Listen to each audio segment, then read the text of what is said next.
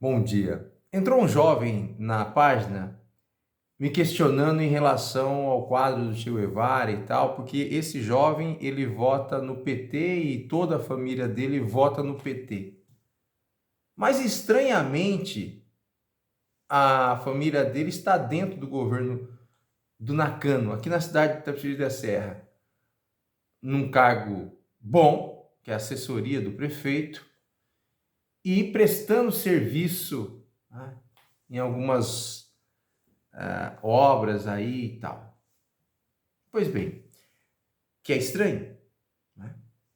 O governo Nakano nada está fazendo pela saúde pública de Itapecerica da Serra, mas como a família, de alguma forma, está usufruindo do governo, tem algum membro da família lá, ou prestando serviço, ou diretamente ligado ao governo, nada falam, ou ele nada fala sobre o governo Nakano. E vem me questionar por que eu estou apoiando o governo Bolsonaro, que segundo ele é contraditório às ideias do Guevara. Bom, aí ele vai ter que ler um pouco de Marx, que Marx vai dizer, entenda o seu momento histórico. Ou mesmo a política do foco, que a esquerda não gosta do Guevara justamente porque o Guevara tem um posicionamento do chamado foquismo, que ele nunca aderiu a essa palavra, a esquerda que pichou o Guevara como um foquista, e ele não estava dizendo nada disso. O Guevara entendia muito bem o que o próprio Lenin dizia em relação às situações objetivas e subjetivas.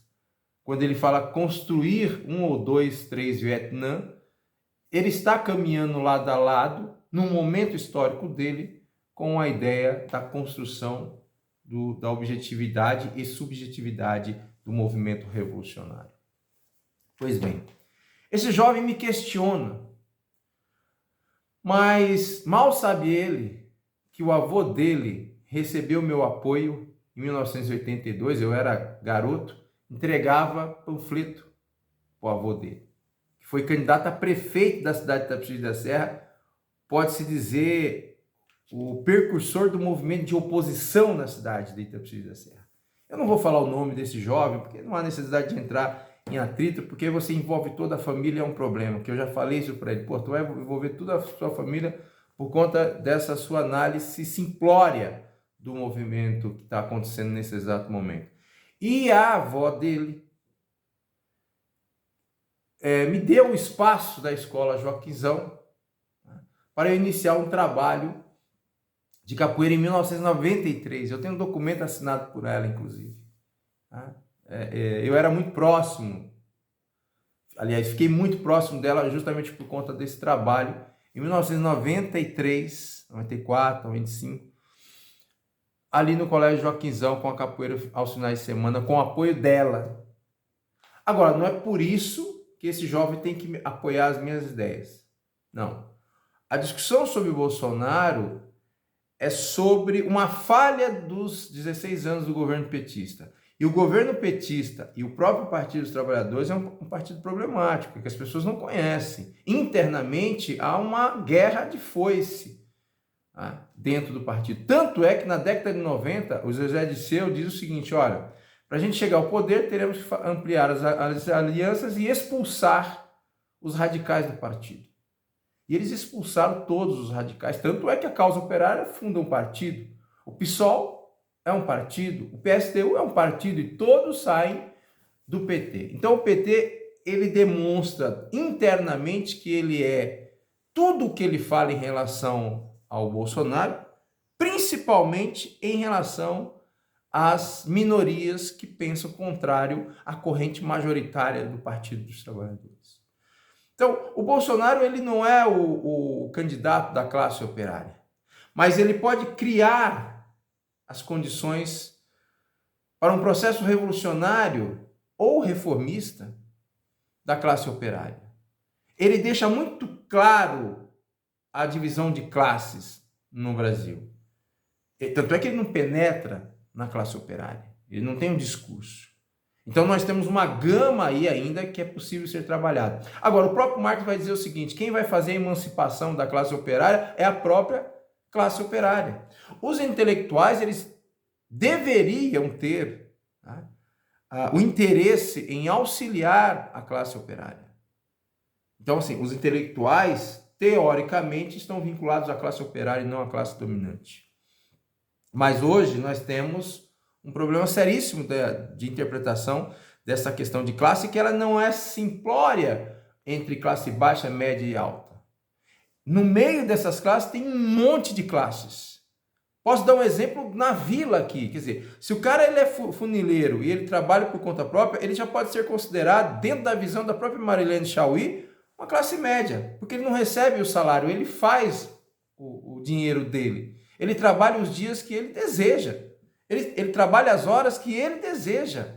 Diferentemente do operário funileiro que está numa multinacional, que tem que cumprir uma jornada de trabalho e tem um salário fixo mensalmente. Então, é uma realidade que nós temos que entender isso. Então, dentro da própria vila, você tem uma classe média, tá?